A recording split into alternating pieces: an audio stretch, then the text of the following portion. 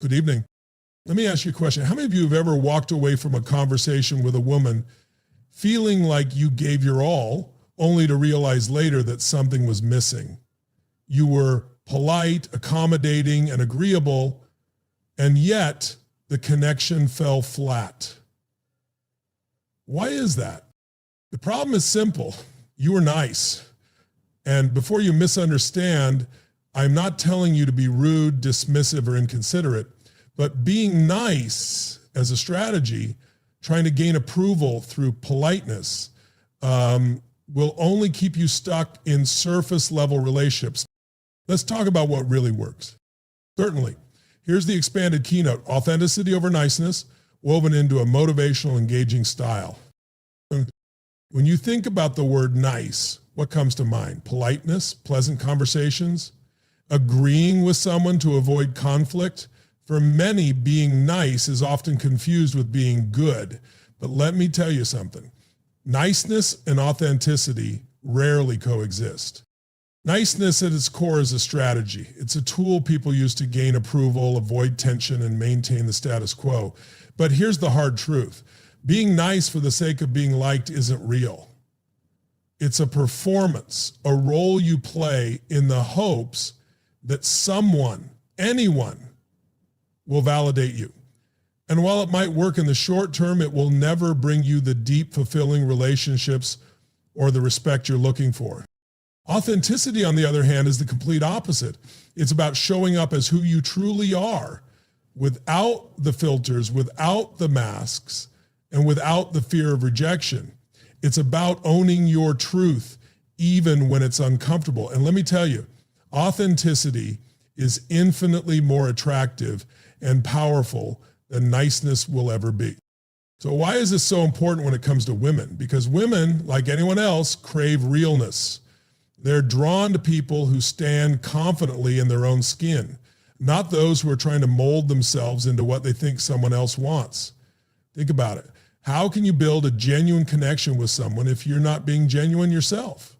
You can't. And women are incredibly intuitive. They can sense when you're holding back, when you're agreeing just to agree, or when you're hiding parts of yourself to avoid rocking the boat. Let me give you an example. Imagine you're on a date and the topic of travel comes up. She says, I love the beach. I could sit by the ocean all day. Now, maybe you're not a beach person. Maybe you're more of a mountain hiker, someone who craves the solitude and challenge of a rugged trail. But instead of saying that, you nod along and say, yeah, me too, the beach is great. Why? Because you think that by agreeing, you're increasing your chances of being liked. But here's the problem. You've just denied a part of yourself. You've sacrificed honesty for approval. And even if she doesn't consciously pick up on it, something will feel off. The connection won't be as strong because it's not built on truth. Now, let's flip the script. Imagine you respond with, the beach is nice, but honestly, I'm more of a mountain person. There's just something about the quiet and the challenge of a good hike that I love. What happens then?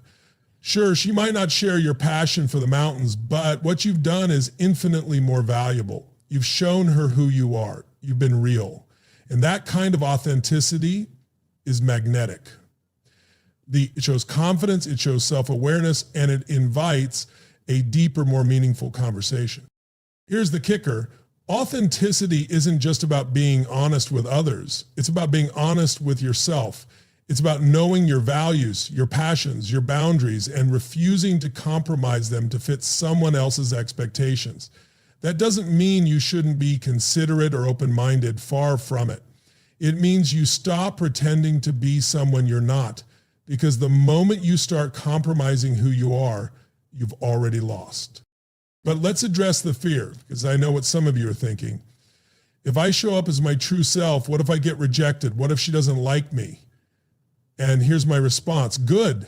Let her walk away if she doesn't resonate with the real you, because the right people, the ones who matter, the ones you actually want in your life, will be drawn to your authenticity, not your act. Rejection isn't the enemy, inauthenticity is. Every time you hold back your true self out of fear, you're betraying yourself. And over time, that betrayal chips away at your confidence, your self-worth, and your ability to build meaningful connections. So how do you shift from niceness to authenticity? It starts with self-awareness. Take a hard look at the moments when you find yourself holding back or playing it safe. Ask yourself, am I saying this because it's true or because I want to be liked? If it's the latter, challenge yourself to speak your truth, even if it feels uncomfortable. Next, embrace vulnerability.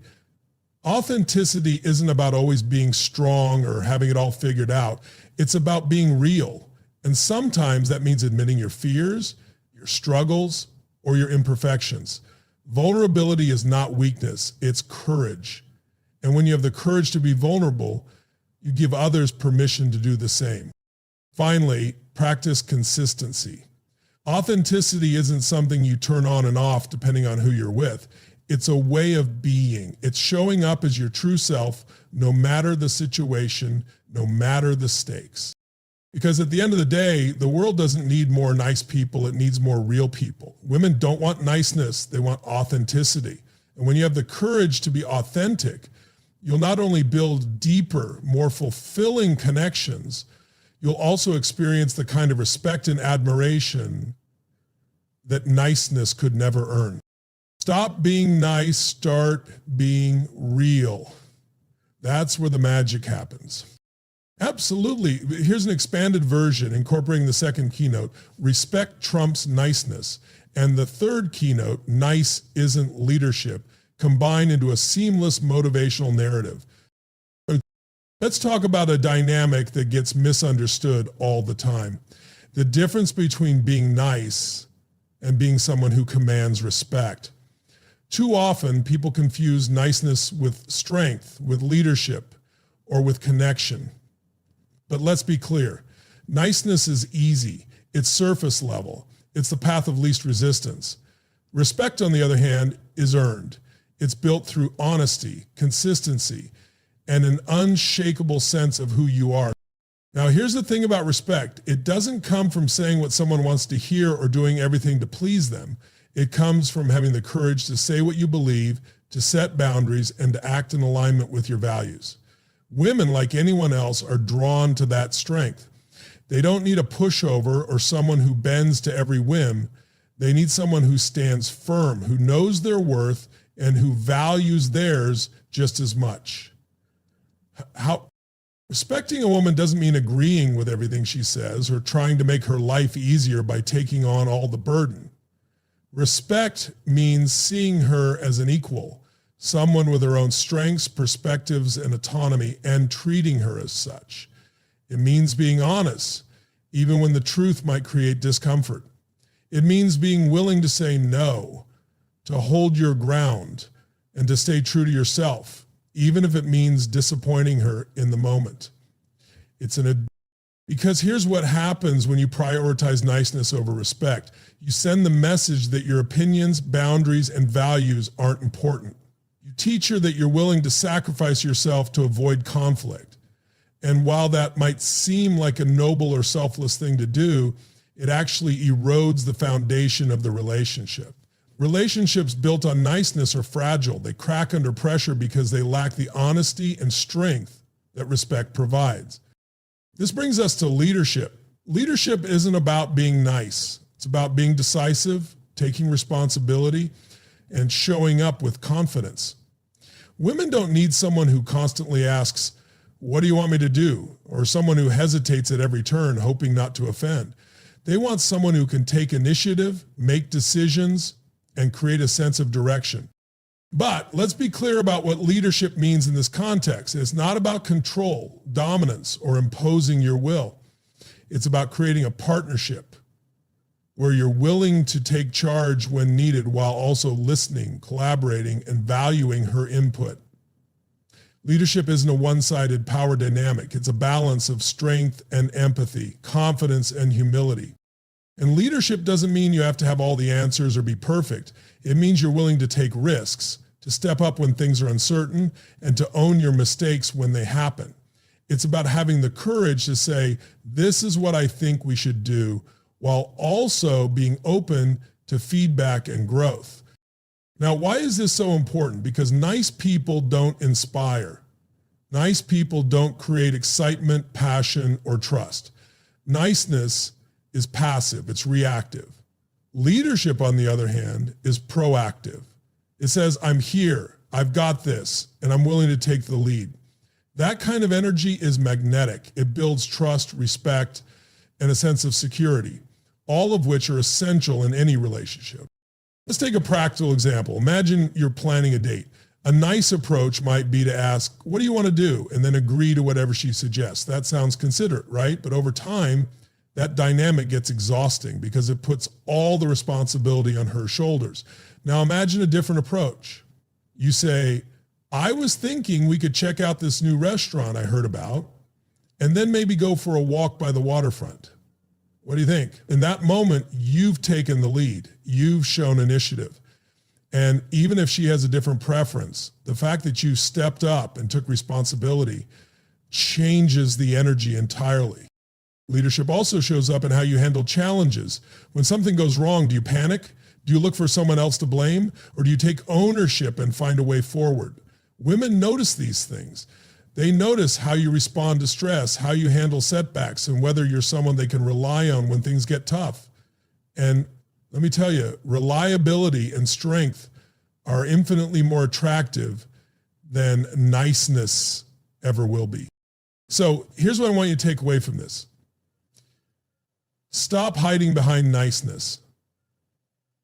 Stop using it as a way to avoid conflict, to win approval, or to avoid stepping into your power. Instead, focus on respect. Respect for yourself, respect for her, and respect for the relationship. Step into leadership, not as a way to control, but as a way to create clarity, direction, and trust. Because at the end of the day, niceness might make you likable, but respect and leadership will make you someone worth following. And that's the kind of connection that changes everything. Let's cut straight to the point. Being nice isn't getting you where you want to be. Niceness is easy, predictable, and safe. But the truth is, it doesn't inspire respect, it doesn't create real connections, and it doesn't lead to the kind of relationships that fulfill you. If you're stuck in the cycle of trying to be nice to gain approval, you're not being genuine. You're not showing up authentically, and you're certainly not leading with strength. Authenticity is where it all begins. People often wear niceness like a mask, a shield to avoid conflict or rejection. But being nice isn't the same as being good, and it's definitely not the same as being real. When you choose to suppress your opinions or soften your personality just to please someone, you're not being genuine. You're performing. And while you might think that will make you more likable, what it actually does is create a disconnect. Women, like anyone else, can sense when someone isn't being real.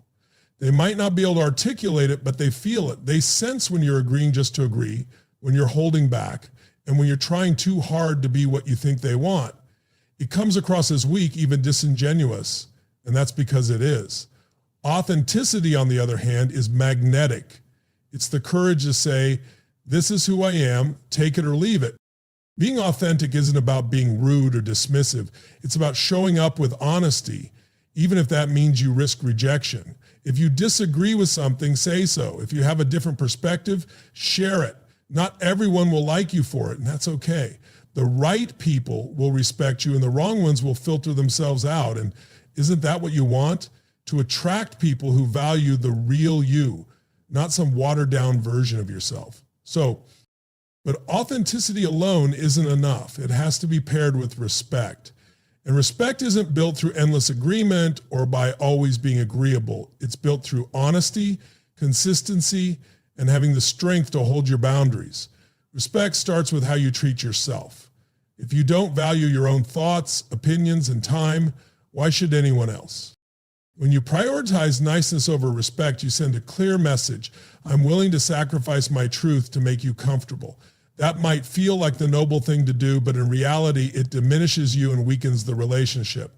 Respect comes when you're willing to have uncomfortable conversations, when you're willing to say no, and when you're willing to disappoint someone in the moment for the sake of integrity. Women don't want someone who's constantly walking on eggshells to avoid upsetting them. They want someone who treats them as an equal, who values their strength and individuality, and who has the confidence to bring their full self to the table. Respect is about mutual value, recognizing her worth while standing firmly in your own.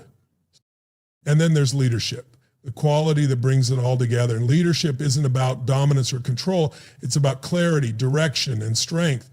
Niceness, on the other hand, is passive. It waits for permission, avoids hard decisions, and hopes for approval. But leadership steps forward. It takes initiative. It sets the tone for the relationship and creates a sense of security. When you lead, you're not asking, what should I do every step of the way? You're saying, here's what I think, here's what I'm planning, and I'd love to hear your thoughts. You're creating space for collaboration while showing that you're willing to take responsibility. That kind of energy is magnetic. It inspires trust, builds attraction, and lays the foundation for a strong partnership. So leadership isn't about always being right or having all the answers. It's about being willing to take action, even when things are uncertain. It's about owning your mistakes, learning from them, and showing resilience. Women notice how you handle challenges. They notice whether you crumble under pressure or step up with confidence. Leadership isn't loud or boastful. It's steady, grounded, and focused.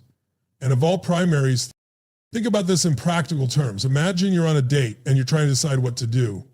A nice person might say, whatever you want is fine with me, thinking they're being accommodating. But what they're actually doing is shifting all the responsibility onto her. Now imagine a different approach. You say, I was thinking we could grab dinner at this spot I've been wanting to try and then maybe catch a live show. Does that sound good to you? You've taken the lead, shown initiative, and created a plan while still leaving room for her input. That's leadership. Now here's the key. Leadership isn't something you turn on for dates or relationships. It's a way of being. It's about how you show up in every area of your life. Are you proactive or reactive? Do you take responsibility or avoid it? Do you make decisions with confidence or second guess yourself at every turn?